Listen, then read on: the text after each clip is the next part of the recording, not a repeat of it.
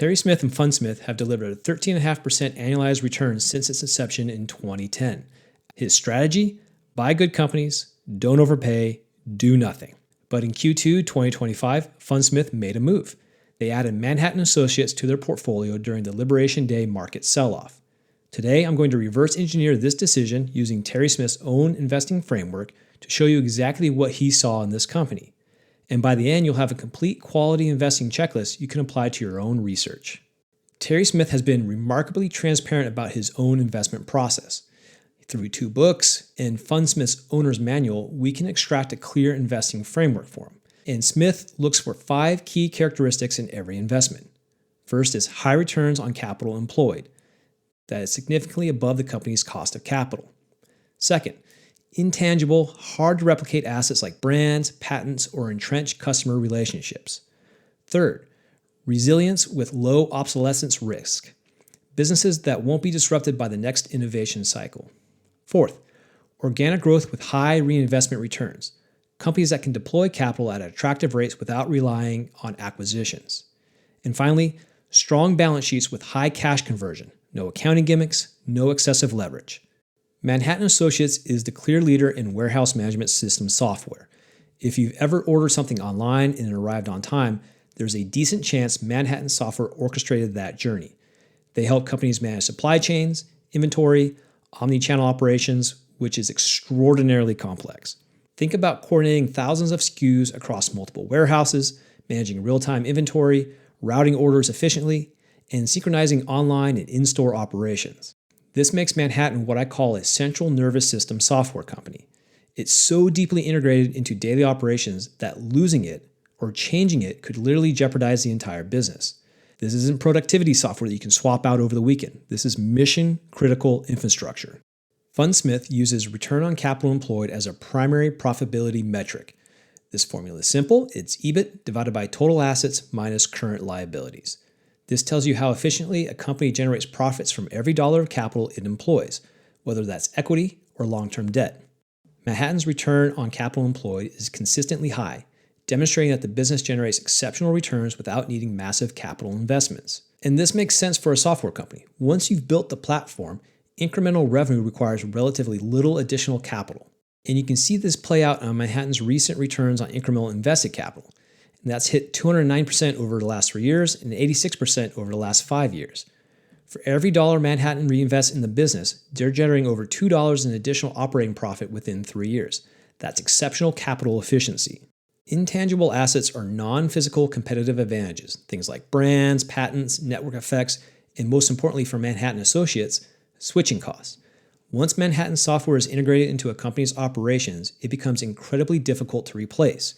If you do a software swap and something goes wrong during the transition, if orders get lost, inventory gets mismanaged, or shipments get delayed, you could lose customers, you could damage your reputation, and you can hemorrhage revenue. So when we look at it at jobs to be done perspective, Manhattan Associates already solves the supply chain problem for its customers. Unless the product becomes inadequate or really expensive, there's no reason to switch. A competitor can't just build something 10% better or 10% cheaper and steal their customers. The risk of switching outweighs those potential benefits. That's an economic moat, that's pricing power, and that's exactly what Terry Smith hunts for. Now you might be thinking, wait, isn't Manhattan Associates a tech company, and doesn't tech face constant disruption? And yes, technology is rapidly evolving, but Manhattan's switching costs help insulate it from disruption. Fundsmith avoids industries where products become obsolete quickly. Think consumer electronics or fashion, but not all tech companies face equal obsolescence risk. Manhattan continuously improves its products. They're not standing still.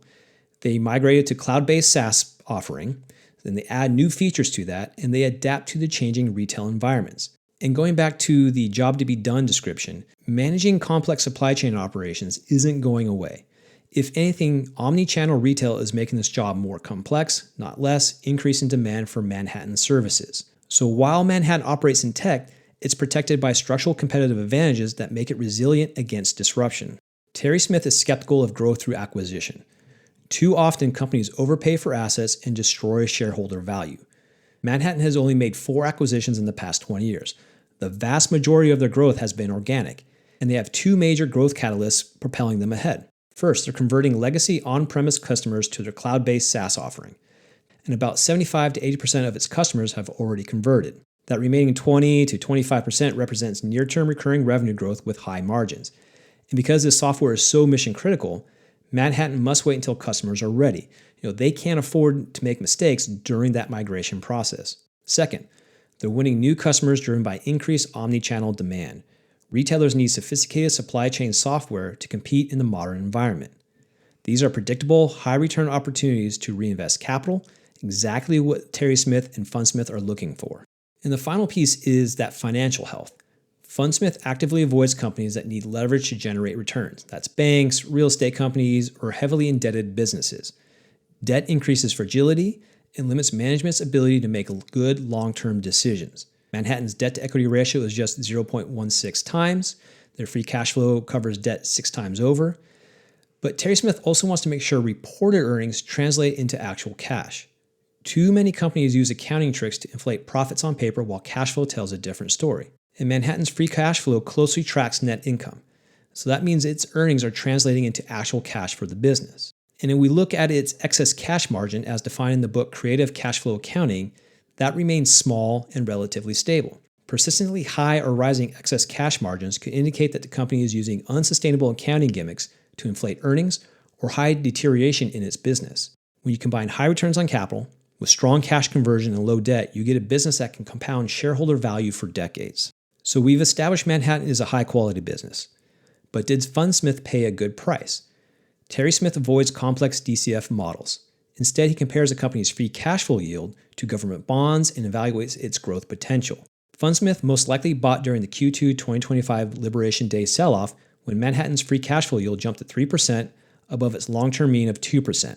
At the time, the U.S. 10-year Treasury was yielding around 4.1 to 4.5%. So on an absolute basis, Manhattan's 3% yield looks low. But here's where growth matters. Over the past 5 years, Manhattan grew free cash flow at 16.8% annually. Looking forward, they're expected to grow revenues at 8% or more as they complete the SaaS transition and capture more omni-channel demand. So doing some simple math, 3% starting free cash flow yield plus 8% growth equals 11% expected annual return, meeting Fundsmith's double-digit hurdle rate. And if Manhattan grows faster than 8%, returns accelerate accordingly. So Smith didn't get a screaming bargain, but he got a fair price on an exceptional business, and sometimes that's good enough. So why did Terry Smith buy Manhattan Associates? Because it checked every single box in his quality investing framework. High return on capital employed, check. Intangible moat with switching costs, check. Resilience against disruption, check. Organic growth with high reinvestment returns, check. Strong balance sheet with cash conversion, check. This is quality investing in its purest form. Smith didn't speculate on the next hot trend. He identified a business with sustainable competitive advantages, waited for a reasonable entry point during market volatility, and then made his move. And if you found this breakdown valuable, please like this video and subscribe to the channel. I analyze quality businesses and share investing frameworks that you can actually use.